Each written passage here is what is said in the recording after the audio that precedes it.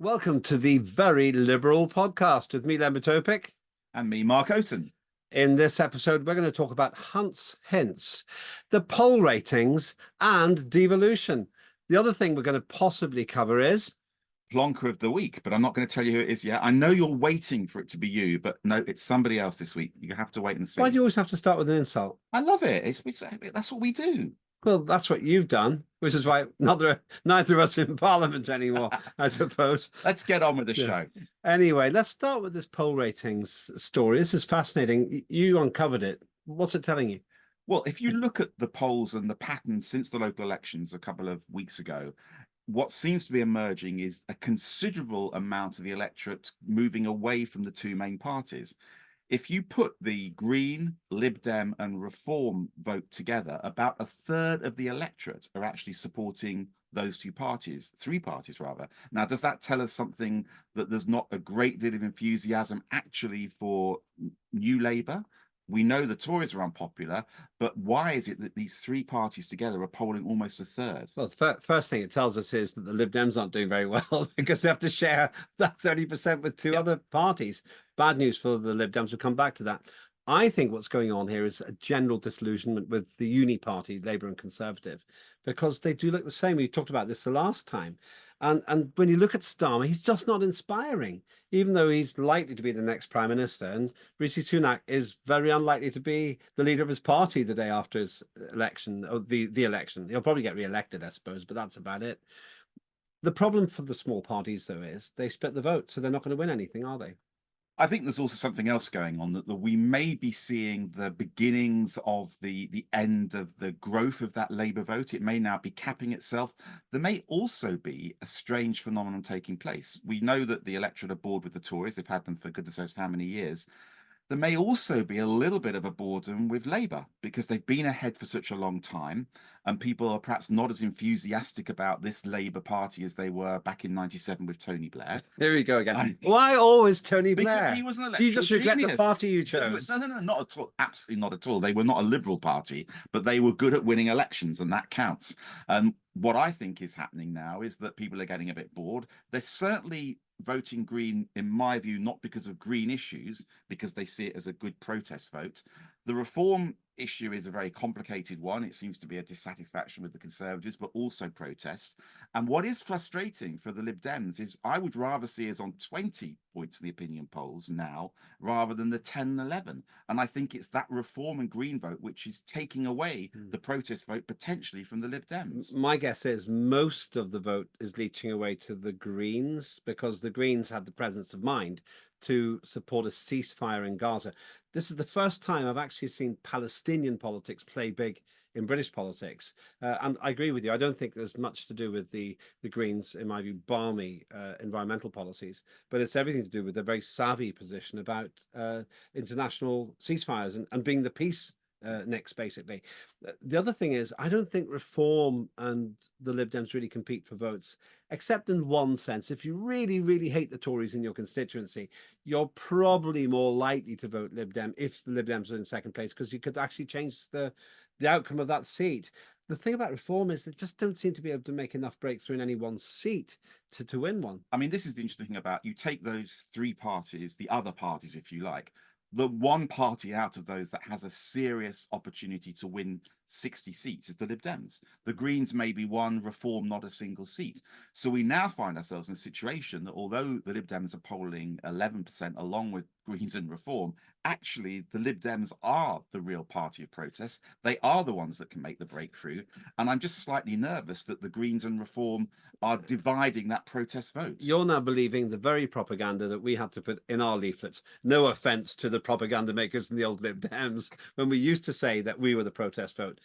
The reality, in my view, is that's because the Lib Dems have concentrated their vote. They've learned across painful decades that there's no point in getting 20% across the country, as every point about getting 40% in 60 seats. And they might be able to do that. I still think it's less than that, but they'll certainly do better than the Greens for sure. When are we going to have our election bet in terms of how many seats we're going to get? We need, maybe the next podcast, we need to both write in an envelope how many seats we think we're going to get at the election. A bit boring for the viewer, though. This is an envelope. There's another envelope. We're going to have to share it with the public. But can I tell them without telling you? Yes. What, you just leave the room? I'll just pretend not to watch my podcast Well, afterwards. that won't be difficult. Anyway, tell me Ignore him. Ignore him. I love this podcast. what is going on with devolution? It's something that I don't understand as well as you do, coming from Wales and working in that part. But it does seem to me that if you look at what's happened with the SNP in Scotland, what's happening with Plaid and others in Wales, are the wheels coming off devolution? They have been coming off for years. I was part of the pro-devolution campaign way back when I was a Liberal Democrat MP in Montgomeryshire in Wales. And it was won by the most marginal majority, just something like 5,000 votes. I think if you had it again, there'd be a big majority against it. Why? Because it's completely crashed and burned. It's messed up, in my view, on the National Health Service. It's got some absolutely ludicrous policies like 20-mile-an-hour speed limits all over Wales, so unpopular that they're now beginning to repeal those as well. So if you actually look at devolution's big achievements, there aren't many. Maybe you could argue there's been more Welsh language, but even there, it's artificially sustained by huge investment. It hasn't really taken root in a sense. But it's what I'm interested in is not just whether they failed or succeeded, but the dynamics of the Nationalist Party. Both Plaid and the SNP appear to be getting into the same kind of problems that the more established political parties have had for many decades. Both SNP and Plaid always had this impression of being slightly different, better than the others, but now they're getting the infighting and the difficulties as well. Yes, I think this is because they are becoming establishment. In Wales, they've been doing deals with Labour ever since I can remember. And in Scotland, the SNP have been trading, or just through sheer force of Alex Salmond, the former leader's personality, leading Scotland in a way that was never meant to be possible because of the electoral system. Now that Alex Salmond, who I really think was a class act when it came to running Controversial. Controversial, but so charismatic. And I know him personally, he really had a narrative. Since he left, we've just had this drift. I think Nicola Sturgeon did incalculable damage to the Scottish credibility and probably to her own independence campaign. And you know that her and her family's in hot water now for all kinds of inquiries.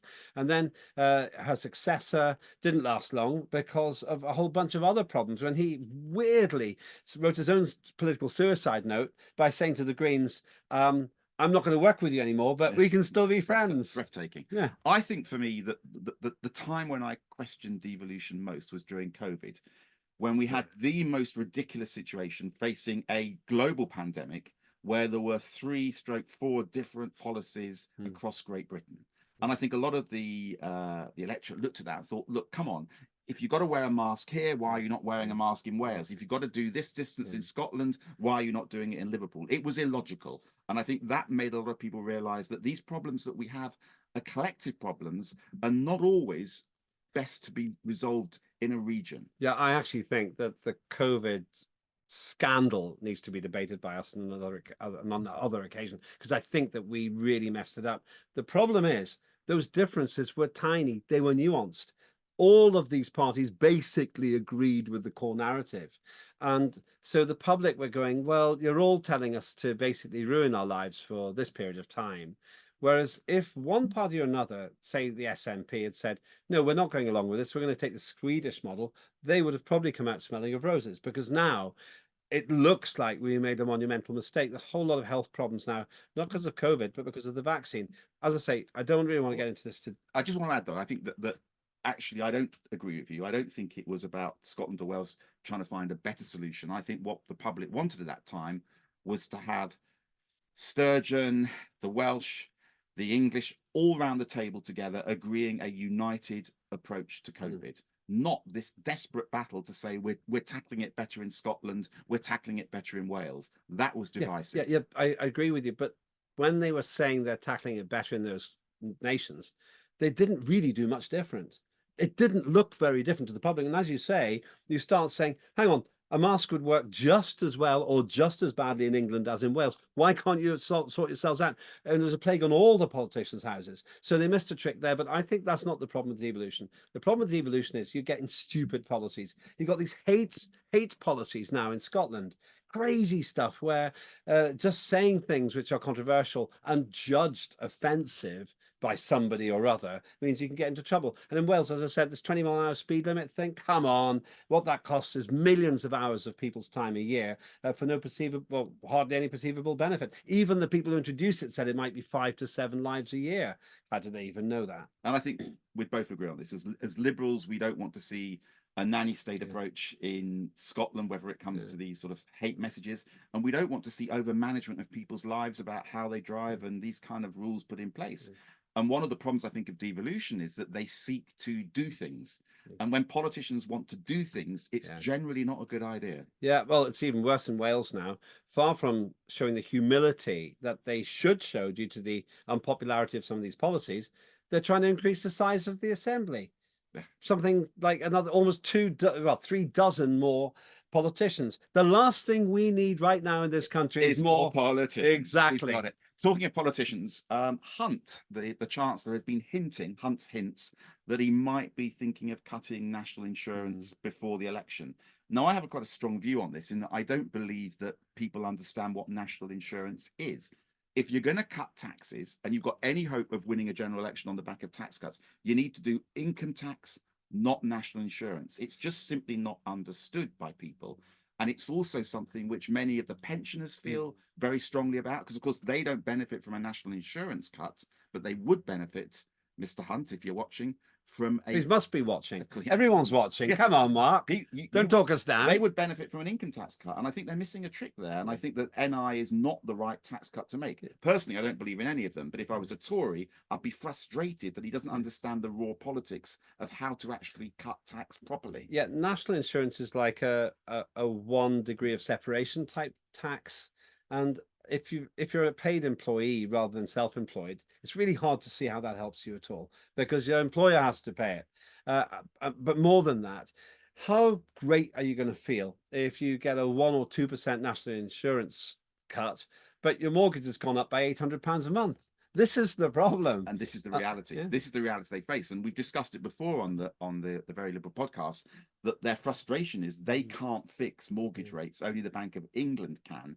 And so actually Hunt's ability to have a general election winning budget is quite limited, but he's making it harder for himself by just dealing with national insurance. But you could control the interest rate, Mr. Hunt, if you took control of the interest rate. This isn't rocket science. You just have to undo what Labour did. Why do politicians think they're handing one of the most important levers of economic power to independent people and then begging them to do what you want them to do makes sense? Yeah, I mean, you're happy to set the road speed limit at 20 miles an hour. You want to get involved in that. But no, we're going to give the biggest financial decisions away from the democratic process. Here's a radical thought, not that radical in my view. If one political party said, we're going to bring interest rates back into our control, then we're going to set it at 2% promise or 3% promise, that's going to win them. The mortgage payers vote. And I would certainly vote for that. You heard it first. That is the route to victory for the Tories. If they were to come up with that, that could actually be a route for them. It might be so good we should set up our own party. The Mortgage Payers Party. Absolutely. MPP. So you're looking brown, you're looking well, been away? No. What? Yeah, I have been away. I was in Bulgaria, but only for a few days. It rains there, doesn't it? Constantly. It did rain actually all the time. This is because it's been sunny in Britain. At last. Unfortunately, of course, that's because of ordinary weather conditions. The sun finally came out. Nothing to do with global warming. As I tell you every week, it was snowing in Moscow in May. Why do you raise this anyway? Are you saying I'm rich enough to go on holiday all the time? No, I'm just saying you're looking well, you're looking healthy, and It's very kind of you. It's a bit of a wrong footer, that one. You telling me something positive about me. Me actually being nice to you. Yeah, have you been away? Just done a bit of travel for work. Finland, cold. Portugal. Took my mum, who is 94, to Portugal to see her 90-year-old brother to celebrate his 90th birthday. So if I can be that fit and healthy at that age, I'll be really happy. I now see why you asked me the questions, just so that you could virtue signal to your mother, hello, Mother Oaten, that you happen to have taken her away. I used to do the same thing with my late mum. I have to say, some of the best holidays I ever had was with them. But once again, the politics here, air passenger duty. We are the most taxed passengers in the sky in the world. And that actually basically means that all of the clever websites that people look at to find out the clues about where to save money say, don't start your trip in the United Kingdom. Well, and so therefore what happens now, it doesn't really reduce the amount of flying. Instead of landing in Heathrow Airport and going somewhere else, you just land anywhere except Britain and carry on your trip. Yeah, it's an own goal. It's a huge, So, as is the passport queues and Brexit. I mean, I travel a lot for work, so do you. It drives me crazy now because I have to queue with the rest of the world. I can't go through the Brexit, it's the Brexit impact that it's had on me. I can't go through the EU passports. It drives me crazy. It didn't have to be that way, though. I respect the outcome of the Brexit vote. I haven't discussed this with you before. How did you vote? I voted Remain, but I have to say I wouldn't now because I wouldn't now because the three things that would stop me voting Remain. Yeah, the things that would stop me voting Remain now are, number one, the catastrophic behaviour during COVID of the European Union towards us, where they tried to withhold vaccinations. And essentially, according to their own policy, they were willing to kill us to protect themselves. But if we'd been part of Europe, part of that dialogue, that wouldn't have happened. That's not an excuse. That was a reason. That was an unforgivable act of spite. Brexit caused that. No, they tried to requisition. You are the first person I've met who would change their vote from Remain to Brexit. Everybody else I talk to says they regret voting Brexit and wish they'd voted Remain. Okay, the other unique. I've never heard anyone else do that. It's a horrible, mean-spirited, spiteful way that Brussels wants to punish us just in case Italy and Greece also leave. You are close. You are close to becoming Plonk of the Week. No, you're making an attack because you have no reasonable excuse to justify the position you're taking. Nobody in their right mind thinks that Brexit has worked. Yes, unbelievable. Okay, nobody thinks that. That's a combination of the terrible mismanagement of the Brexit arrangement by the Tories, and the other reason is because Brussels wanted to absolutely screw it up for us as a warning to any other country that might think of leaving. Next time you are stuck in a 2-hour queue trying to get through passports, you know who to blame. You know who to blame. Plonker of the Week, Lembit. I have a good one here. Go on then. Well, I've not heard of him before, but he's called Lord Ranger. He's from the House of Lords, oddly, it's clear in the name. And he was drinking far too much in one of the many, many places you can drink and eat in the Palace of Westminster. And there used to be like 12 or 13 bars and restaurants when we were there. Yeah. It's cut down a bit now. Has it? Yes. Did you visit all of them? I couldn't possibly comment. Exactly. Anyway, he was drinking too much, got abusive. And I mean, look, honestly, I do think in this day and age, they need to reconsider these bars and these cheap alcohol for MPs and lords, because it actually is a place of work and it has to be respected as that. And one of the problems that all of the politicians get into is when they're late at night voting and drinking. It's a very bad combination. The old days when we were there, used to go on till 2 or 3 in the morning, sometimes all night. And of course, if you're a backbencher, you could either go and do your work or eventually get fed up with it, feel lonely because you're not at home, and go to the bar. I was more sympathetic at the time. I have to tell you now, though, now that they're trying to have family-friendly hours and all of that stuff, maybe there is less case for it. In terms of the prices, they've skyrocketed. I hardly ever go into the bars there now. You're able to get into the bars still? Well, you can. There are still limited rights for it, but that's not the problem. It hasn't changed at all, and so it's pretty much the same people we were in Parliament with do pretty much the same thing, and it's almost, for me, often feels like going back to an old boarding school where you've moved on, but the other people's haven't. Yeah. Now, that's not a bad thing. I really respect people who spend 40 years serving Parliament, serving. I think it's too long. I think it's too long. I think that most of the politicians, after a couple of elections, get tired. They're not listening. They get bored. They get into bad habits. They're not bringing fresh energy, not bringing fresh ideas. They're not necessarily serving their constituents very well. I think there's a case for time limiting the time that MPs can actually serve. Well, there is a kind of time limit. Once you get to somewhere like 32 years, then you get full pension. Well, no, you had a time limit. The electorate decided your time. Oh, my time limit was 13 years. Yeah, which is exactly the same as yours. But then I got it out before they kicked me out. Exactly. Score draw on that one, I think. Score draw. I think we might be ready for the tattoo reveal. Oh, yes, of course. Yes, you did say at the last podcast that you'd reveal another tattoo. Do you remember it's a family show? Children do watch us. Yeah, absolutely. Very closely, I'm sure. They do. So you said, where's my... I have 3 tattoos. Yeah, I'm concerned. I showed you one. I'm concerned about this. Well, I'm concerned about it as well, because no, here we... This is the reveal. Oh, gosh. I'm not sure whether the camera can see that. Well, no, they can't. I can see it. Yeah. That's just... What? That's just too marker marker It's not lines. marker pen. I pay good money for It's that. marker pen. Well, I could have done it for free. You can do the fourth tattoo. That sounds wrong at many levels. Yeah. We will reveal the third tattoo in a future podcast. I still don't understand why you have tattoos. I like it. It's a form of. It feels rebellious.